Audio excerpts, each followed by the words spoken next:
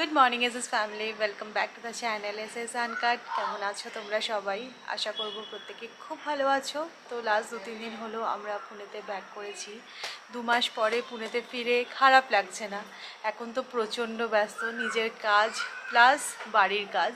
মানে বাড়ির কাজ তো সবসময় থাকে, বাট এখন একটু এক্সট্রা কাজ। সামনে দিওয়ালি, বাড়ি ঘরদোর পরিষ্কার করা, তার পাশাপাশি এতদিন যে ছিলাম না তার জন্য অনেক কিছু এদিক ওদিক হয়েছে সেগুলো। তো সব মিলিয়ে এখন প্রচণ্ড ব্যস্ততায় দিন কাটছে।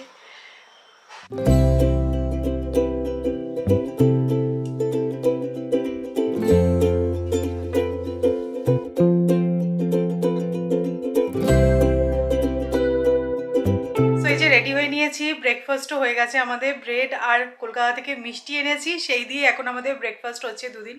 তো এখন যাচ্ছি বলতে ডিমার্টে। লাস্ট 2 মাস ছিলাম না, তো কিছুই গ্রসারি নেই।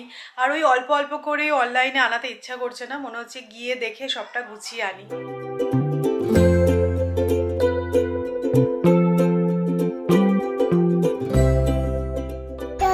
আচ্ছা, তুমি তো টাটা যাচ্ছ, তাহলে তুমি ব্রাশটা এনেছো কেন? কিছুতেই ব্রাশটা বাড়িতে রেখে আসলো না, বলে এটা নিয়েইও যাবে। ব্রাশটা এনেছো কেন?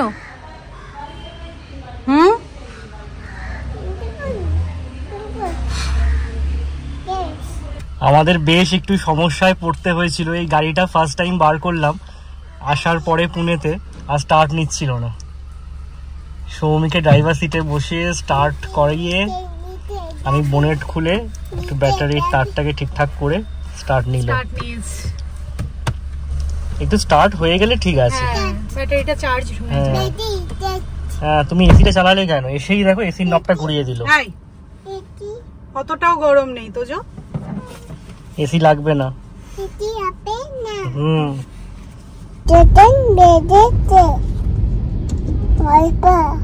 ওপারেতে নাইতে নেমেছে। পালাগুলি যতন বেলেতে ওই পা মেয়ে নাইতে নেমেছে, তুলে মেয়েছে।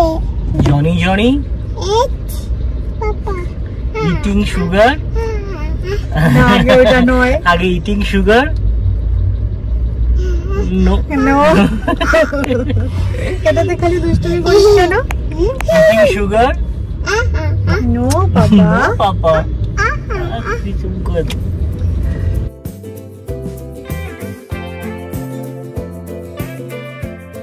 আমাদের গ্যাস ওভেনের নবটা বহুদিন হলো ভেঙে গেছে, ঠিক করবো করে আর করা হচ্ছে না। তো এই ডিমার্ট যাওয়ার পথেই হচ্ছে গিয়ে প্রেস্টিজের এই সার্ভিস সেন্টারটা। তো সৌমিকা তোদেরকে বললাম যে তোমরা গাড়িতে বসো, আমি চট করে গিয়ে নবটা নিয়ে আসি। খুব সিম্পল, নিজেরা লাগিয়ে নেওয়া যায়, বাট হ্যাঁ এসে যে দেবো সেটা আর কিছুতেই হচ্ছিল না। নিয়ে নিলাম নব, একসাথে 3টে নিয়ে নিয়েছি। একটা ভেঙেছে, হাতে 2টো থাক। এই সার্ভিস সেন্টারটা এমন জায়গায় লোকেটেড না, খুঁজেই পাওয়া যায় না। আগে একবার এসেছিলাম, ভুলে গেছি, আজকে আবার খুঁজে বার করলাম। গাড়িটাকে দারুণ জায়গায় পার্ক করতে পেরেছি। এখানে পুরো রোদ, আমার গাড়ি একদম ছায়। দিওয়ালির জন্য special gift boxes. Dry fruits আছে, কাজু, আমন্ড, কিশমিশ আর পিস্তা।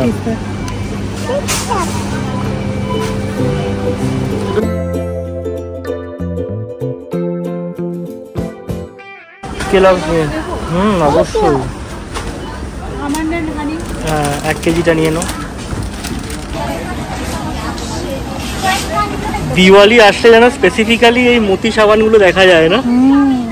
সেদিনকে আমি মতির অ্যাডও দেখছিলাম ইউটিউবে।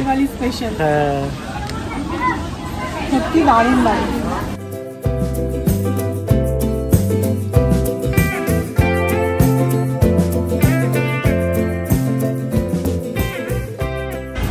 সিরিয়াসলি আজকে আমরা কিছু জিনিস কিনেছি বটে না?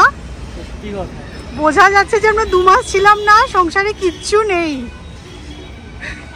মেইনলি এটা নেওয়া সেটা হচ্ছে ডিমার্ট থেকে চালটা খুব ভালো পাওয়া যায়। হ্যাঁ, চালটা নিয়েছে। আর একটা জিনিস ডিমার্টের খুব ভালো, সেটা হচ্ছে পোস্ত। পোস্ত নিয়েছি না, শুধু ওই দুটো জিনিস বলো না, সবই নিয়েছি মোটামুটি। তার মধ্যে দেখো এই অর্গানাইজার বক্সটাও নিয়েছি। চলো, আর বিলটা কিন্তু আজকে পে করেছে তোজো। ঠিক আছে চলো। বিল দেখে তোজোর মাথায় হাত, দেখো কিরকম শুকিয়ে গেছে, শুকিয়ে গেছে পুরো গো, এত লম্বা বিল দেখে গো বেচারা। চলো, থ্যাংক ইউ তোজো সবকিছু কিনে দেওয়ার জন্য, থ্যাংক ইউ। ডিমার্টে যাওয়ার সময় যেন তো খুবই ভালো লাগে, কেননা ডিমার্টে তোমরা জানো যে শুধুমাত্র যে গ্রসারি আইটেম পাওয়া যায় সেরকমটা নয়, আরও নিকনাক অনেক জিনিস পাওয়া যায় বাড়ি সাজানো, ডেকোরেশন, অর্গানাইজেশনের জন্য। তো আমি কিছু জিনিস তো নিয়েইছি, বাট আসার পরে মেন হচ্ছে সব কিছু আবার জায়গা মতন সেট করা। এমনি আমার ঘরবাড়ি একদম মেস হয়ে আছে, আর তার মধ্যে আবার এইসবগুলো চলে এসেছে। মাসকাবাড়ি জিনিস কিচ্ছু ছিল না, সব শেষ হয়ে গেছিলো। তো তাই কারণে আজকে অনেক কিছু আনা হয়েছে। তো বাড়ি ফিরেই আগে তোজোর খিচুড়ি বসিয়ে দিলাম, আমাদেরও আজকে রান্না করতে হবে। তো সৌরভ তোজোকে স্নান করাচ্ছে, আর তার মধ্যে দেখুন আমি স্নান করে যাইনি, যেটা মিস হয়ে গেছে। আরবান কোম্পানিকে দিয়ে না বাথরুমগুলো সব ক্লিন করাচ্ছে, তো তিনিও এসে গেছেন। তো আমার টয়লেটটা তো পুরো অকুপাইড, এখানে সব পরিষ্কার টরিষ্কার হচ্ছে। ঠিক আছে, আগে হাতের কাজগুলো সারি, তারপরে দেখা যাবে। ডিমার্ট থেকে দেখো আজকে এই সুন্দর সার্ভিং বোলটা পেলাম, এরকম পাতার ডিজাইনটা করা আছে, খুব ভালো লাগলো দেখে, আর দামটাও রিজনেবল, ওপালওয়্যারের মধ্যে। তো এইগুলো ইউজ করাটা একটু ট্রিকি হয়, কারণ একটু টোকা লাগলেই ভেঙে যায়, বাট ঠিক আছে 100 টাকা নিয়েছে, ইউজ করি। ভালো বেশ, মানে ডিমার্টে গেলে না টুকটাক অনেক ঘরের জিনিস পাওয়া যায়।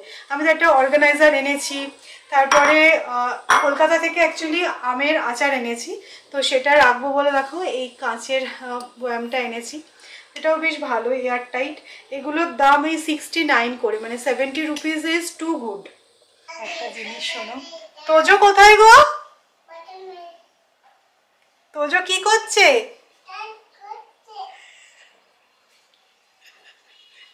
এখন সব কিছুতে এত পাকা ভাবে রেসপন্স দিতে শিখেছে যে বলার নয়। এখনো 2 বছর হয়নি, ওর এক একটা কথা শুনলে না মনে হবে যে ও কি করে শিখলো, কোথা থেকে শিখলো।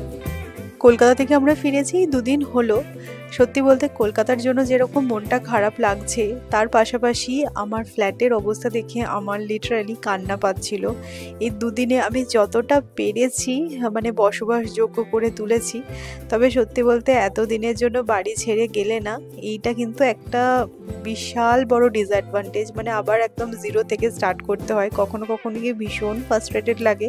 আর কি বলতো, তোজোকে নিয়ে সব কিছু আবার সেট করা একটু তো ডিফিকাল্ট বটেই, বাট হ্যাঁ আবার সবটাই সেট করতেই হবে। আর আমি ডিসাইড করেছি দিওয়ালির আগেই আমি সব কিছু করব।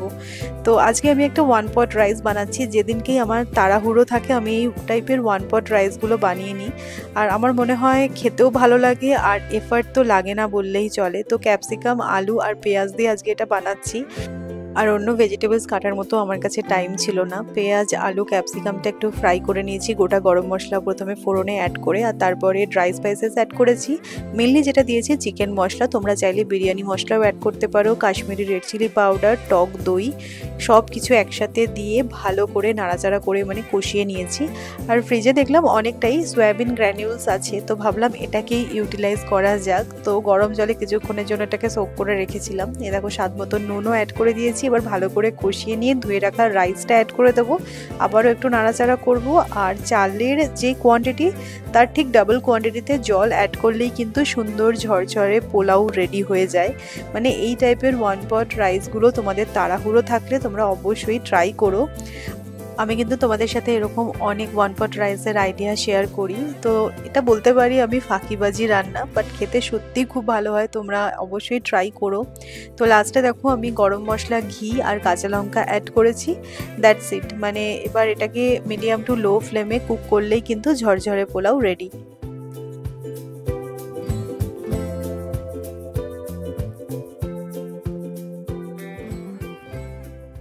রাইসটা ঠিক কতটা ঝরঝরে হয়েছে দেখো, তো একবারে হয়েও গেল, আর এটা খেতে খুবই টেস্টি হয়, তো তোমরা ডেফিনেটলি একবার ট্রাই করো। আজকে একদম ফাটাকসে রান্নাটা করে আমি স্নানে চলে গেছিলাম, আরবান কোম্পানির বাথরুম ক্লিন করাও হয়ে গেছিল। তো চলো এবার গরম গরম খেয়ে নেওয়া যাক। তোমার পুজোও দেওয়ার ছিল আজকে সকালবেলা, যেহেতু বেরিয়েছি তো সব কিছু ডান। এখন বেজেছে 2:30, মানে বেরিয়ে এত কিছু করে 2:30-এর মধ্যে যে সব কিছু হয়ে গেছে এটাই ভালো। আজকে যেরকম লেট হয়েছে আর সেরকম খিদেও পেয়ে গেছিলো, তাই তাড়াতাড়ি করে আমরা খেয়েও নিলাম। সো চলো আজকের মতো ব্লগটা এবার এখানে এন্ড করব। অবশ্যই জানিও আজকের এই ওয়ান পট রাইসটা তোমাদের কেমন লাগলো, তোমরা কারা কারা ট্রাই করবে ভাবছো। তো নেক্সট ভিডিও আবার তোমাদের সাথে দেখা হচ্ছে। চলো ততক্ষণ তোমরা সবাই ভালো থেকো, টাটা।